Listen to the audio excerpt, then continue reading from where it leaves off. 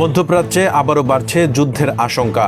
যুক্তরাষ্ট্রে নতুন করে সামরিক হামলা হলে বিশ্বের অন্যতম গুরুত্বপূর্ণ সমুদ্রপথ হরমুজ প্রণালী পুরোপুরি বন্ধ করে দেওয়ার হুঁশিয়ারি দিয়েছে ইরান। ইরানের একটি নিরাপত্তা সূত্র দেশটির রাষ্ট্রীয় গণমাধ্যম প্রেস টিভিকে জানিয়েছে, ইরানের ভূখণ্ডে নতুন কোনো মার্কিন হামলা হলেই হরমুজ প্রণালী দিয়ে সব ধরনের জাহাজ চলাচল বন্ধ করে দেওয়া হবে।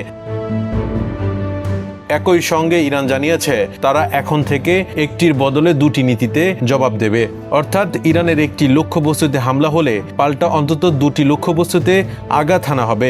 এর আগে মার্কিন প্রেসিডেন্ট ডোনাল্ড ট্রাম্প ইঙ্গিত দেন যুক্তরাষ্ট্র ইরানে আরও হামলা চালাতে পারে। ইরানের দাবি, গত সোমবার হরমুজ প্রণালীতে 3টি বাণিজ্যিক জাহাজে হামলার পর যুক্তরাষ্ট্র দেশটির বিভিন্ন স্থাপনায় বিমান হামলা চালায়। এরপর দ্বিতীয় দিনের মতো আবারও হামলা শুরু হয়। বিশ্বের সমুদ্রপথে পরিবাহিত অপরিশোধিত তেলের একটি বড় অংশ হরমুজ প্রণালী দিয়ে পরিবহন করা হয়। এই প্রণালী বন্ধ হয়ে গেলে আন্তর্জাতিক জ্বালানি সরবরাহ, বৈশ্বিক বাণিজ্য এবং তেলের দামে বড় ধরনের প্রভাব পড়তে পারে বলে বিশ্লেষকদের আশঙ্কা।